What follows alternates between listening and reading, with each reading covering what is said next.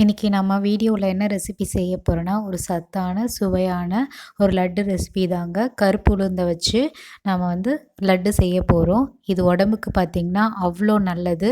கை கால் இடுப்பு முதுகு வலி எது இருந்தாலும் இது கம்மியாகும். இந்த கருப்பு உளுந்தை லட்டு சாப்பிட்டிங்கன்னா எலும்புகளும் நல்லா வலுவாக்கும். ஏன்னா இதில் அயன் அண்ட் கால்சியம் சத்து இருக்கனால இது எப்படி செய்கிறதுன்னு பார்க்குறதுக்கு முன்னாடி இது வரைக்கும் நீங்கள் நம்ம சேனலை சப்ஸ்கிரைப் பண்ணாமல் இருந்தீங்கன்னா மறக்காமல் சப்ஸ்கிரைப் பண்ணிக்கோங்க.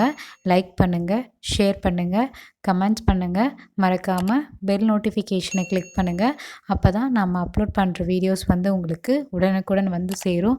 வாங்க இந்த கருப்பு உளுந்து லட்டு எப்படி செய்கிறதுன்றதை பார்க்கலாம். கிச்சனுக்குள்ளே போகலாம். இப்போ நம்ம பாத்திரம் எடுத்துக்கிறேன். அந்த பாத்திரத்தில் பார்த்திங்கன்னா 1 கப் கருப்பு உளுந்தை சேர்த்துக்கிறேன். இதை நம்ம நல்லா கழுவி எடுத்து நல்லா காய வைப்போம். ஸோ அதுக்கான தேவையான அளவு தண்ணியை ஊற்றிட்டு ஒரு 2லேருந்து 3 டைம் நல்லா வாஷ் பண்ணிவிட்டு ஒரு காட்டன் கிளாத்தில் போட்டு நல்லா காய வச்சு எடுத்துக்கலாம். அப்போ தான் இதில் இருக்க அழுக்கு எல்லாமே கம்ப்ளீட்டாக ரிமூவ் ஆகும். எப்பயுமே நீங்கள் உளுந்து ரிலேட்டடாக எது செஞ்சாலும் நீங்கள் வாஷ் பண்ணிவிட்டு காய வச்சுட்டு செய்கிறது தான் நல்லா குட் ப்ராக்டிசஸ்ஸு. இப்போ இது பார்த்திங்கன்னா கம்ப்ளீட்டாக ஈரப்பதம் போகிற வரைக்கும் நல்லா இதை காய வைக்கணும். இந்த கருப்பு உளுந்து இன்கேஸ் உங்களுக்கு கருப்பு உளுந்து கிடைக்கலனா நீங்கள் வெள்ளை உளுந்தில் கூட செய்யலாம். எதுவும் பிரச்சனை கிடையாது. இன்கேஸ் உங்களுக்கு கருப்பு உளுந்து கிடைக்கலனா சூப்பர் மார்க்கெட்லேயே கருப்பு உளுந்தே 2ஆக உடச்சி வைப்பாங்க. அது கூட வாங்கி நீங்கள் செய்யலாம். அடுத்து நான் இந்த உளுந்தை நல்லா வறுத்து எடுத்துக்கலாம். அதுக்கு நான் கேஸ் ஸ்டவ் ஆன் பண்ணிவிட்டு கடாயை வச்சுட்டேன். அடுத்து நம்ம காய வச்சுருந்த உளுந்தை சேர்த்துட்டு நல்லா வறுத்து எடுத்துக்கலாம். இது நல்லா மணமாக வர வரைக்கும் நல்லா வறுத்து எடுத்துக்கணும். இது பார்த்திங்கன்னா ஒரு 12 நிமிஷம் நல்லா வறுத்து எடுத்துக்கணும். இது எப்படி வறுந்து வந்ததுன்னு நமக்கு தெரியாது. இது வறுக்க சொல்லி நமக்கு நல்லா வாசம் வரும். கைவிடாமல் நல்லா வறுத்து விடுங்க. இந்த கருப்பு உளுந்தை எந்த அளவு வறுக்கிறீங்களோ அந்தளவு நமக்கு உருண்டை சூப்பராக வரும். இப்போ நம்ம உளுந்து நல்லா வறுபட்டுடுச்சு. நல்லா வாசமும் வந்துருச்சு. இந்த டைமில் நான் பொட்டுக்கடலையை சேர்த்துக்கிறேன். இதுக்கு பார்த்திங்கன்னா ஒரு 1/2 கப் அளவு பொட்டுக்கடலையை சேர்த்துக்கிறேன். அந்த உளுந்து சூட்டோடு இந்த பொட்டுக்கடலை நல்லா வறுந்து வந்துடும். அதுக்கப்புறம் பார்த்திங்கன்னா ஒரு கைப்பிடி அளவு வேர்க்கடலையை சேர்த்துக்கிறேன். சேர்த்துட்டு நல்லா மிக்ஸ் பண்ணி விடுறேன். நான் வேர்க்கடலை வறுத்ததை தான் சேர்த்துக்கிட்டேன். கொஞ்சம் லைட்டாக ஃப்ரை பண்ணிக்கிறேன். இப்போ பார்த்திங்கன்னா நல்லா கருப்பு உளுந்து பார்த்திங்கன்னா நல்லா கமன்னு வாசம் வருது. நல்லா வறுக்க சொல்லியே இந்த மாதிரி வாசம் வந்துருச்சுன்னா நமக்கு உளுந்து கரெக்டான பக்குவத்தில் இருக்குதுன்னு அர்த்தம். இது இன்னும் 2 நிமிஷம் நம்ம நல்லா வறுத்து எடுத்துக்கலாம். இப்போ வறுத்து எடுத்துட்டு தனியாக ஒரு பிளேட்டில் ட்ரான்ஸ்ஃபர் பண்ணிக்கலாம். ட்ரான்ஸ்ஃபர் பண்ணிவிட்டு இதை நம்ம ஒரு நல்லா ஆற விடணும். இதில் கொஞ்சம் கூட சூடே இல்லாமல் நல்லா ஆற வச்சிடணும்.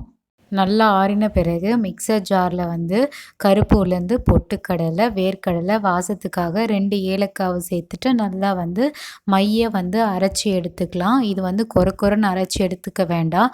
இதை நல்லா ஃபைன் பவுடராக நம்ம நல்லா மைய இந்த மாதிரி அரைச்சி எடுத்துக்கணும். எடுத்துட்டு இதிலே நம்ம நாட்டு சர்க்கரையை போட்டு நல்லா மிக்ஸ் பண்ணி எடுக்கலாம். இதுக்கு பார்த்திங்கன்னா ஒரு 3/4 கப் அளவு நாட்டு சர்க்கரையை நான் சேர்த்துக்கிறேன். இதை சேர்த்துட்டு இன்னும் நல்லா அரைச்சி எடுத்துக்கலாம். இந்த மாதிரி ஒரு கன்சிஸ்டன்சியில் நம்ம இதை நல்லா அரைச்சி எடுத்துக்கணும். இது ஒரு பாத்திரத்தில் நம்ம ட்ரான்ஸ்ஃபர் பண்ணிடலாம். ட்ரான்ஸ்ஃபர் பண்ணிவிட்டு இது கட்டியெல்லாம் இல்லாமல் நம்ம நல்லா மிக்ஸ் பண்ணி விடணும். நல்லா கம்ப்ளீட்டாக இதில் உடச்சி விட்டுக்கலாம். இந்த மாவை இது ஓரமாக வச்சுருவோம். அடுத்து நம்ம கேஸ் ஸ்டவ் ஆன் பண்ணிவிட்டு ஒரு பாத்திரம் வச்சுக்கிட்டேன். பாத்திரம் நல்லா ஹீட் ஆன பிறகு ஒரு 3/4 கப்பு பார்த்திங்கன்னா நல்லெண்ணெய் நல்லா காய்ச்சி எடுத்துக்கலாம். நல்லா காயட்டும். நல்லெண்ணெய் காஞ்சாதான் நமக்கு நல்லா டேஸ்ட்டு கொடுக்கும் இந்த லட்டு பார்த்திங்கன்னா. இன்கேஸ் உங்களுக்கு நல்லெண்ணெய் பிடிக்காதுன்ற பட்சத்தில் நீங்கள் நெய் கூட சேர்த்துக்கலாம். ஈக்குவல் குவான்டிட்டி ஆஃப் நெய் சேர்த்துக்கலாம். 1 கப் உளுந்துக்கு 3/4 கப் அளவு நெய் சேர்த்துட்டு கூட நீங்கள் செய்யலாம். இதுக்கு அடுத்து நம்ம கட்டி இல்லாமல் நல்லா உடச்சி விட்டுட்டு நம்ம காய்ச்சி வச்சுருந்த நல்லெண்ணெயை நம்ம கொஞ்சம் கொஞ்சமாக சேர்த்துக்கலாம். சேர்த்துட்டு நம்ம நல்லா கலந்து விட்டுக்கலாம். இந்த நல்லெண்ணெய் நல்லா சூடாக இருக்க சொல்லே நல்லா மிக்ஸ் பண்ணி விட்டுக்கலாம். அப்போ தான் நம்ம போட்டிருக்க நாட்டு சர்க்கரை நல்லா நல்லா கரைஞ்சி இந்த நல்லெண்ணெயோட ஒன்றோட ஒன்றா நல்லா மிக்ஸ் ஆகி நமக்கு இன்னும் நல்லா சுவை அதிகரிக்கும்.